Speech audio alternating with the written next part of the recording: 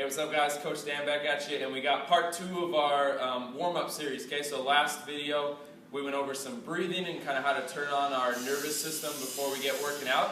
And today I'm going to go over some tissue quality stuff. So after you guys get done with the breathing, this would be the next step, okay?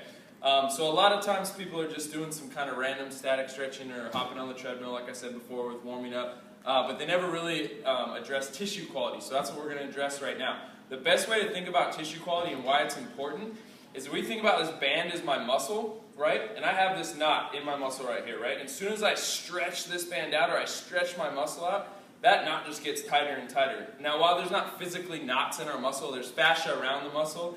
And a lot of times with the fascia, there's a lot of knots and trigger points and stuff that get going on in that fascia that makes it really hard to increase flexibility and increase our movement quality unless we address those knots, which is basically just addressing tissue quality. So the way we do that is, most of you guys have seen, is through the foam roller. I got a lacrosse ball and I got a softball. So I'm just going to show you guys.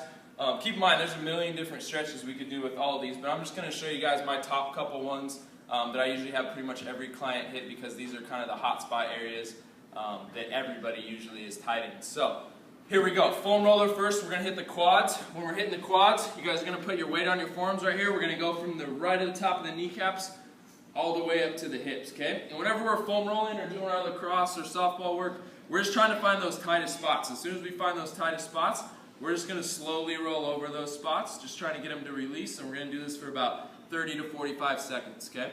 So from the quads, we then take it into the IT band, which is going to run from our hip to our knee, right on the side of our leg. So with this one, weight's just going to be on the forearm and the elbow right here. I like to cross the front leg over up top just to get a little more leverage. And then again, knee to the hip, but we're going on the side of the leg right here, okay?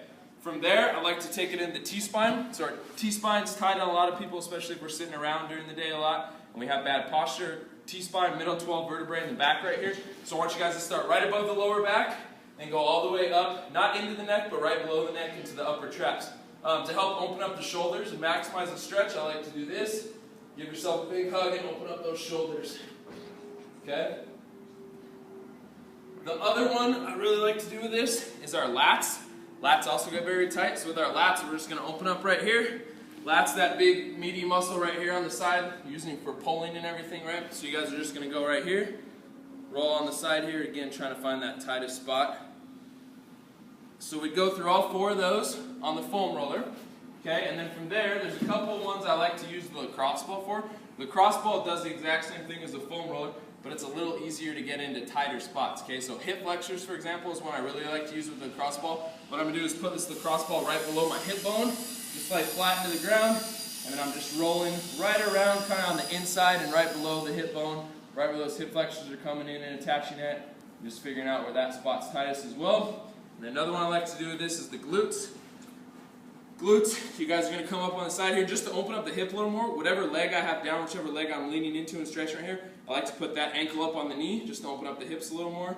And we're going right below the lower back right here, right to the side of the hips, and just into the glutes right there, okay, on both sides. Obviously both sides with the hip flexors as well. The last one I like to do with the lacrosse ball here is our pec minor. So that's the muscle that comes up and attaches right here at the shoulder.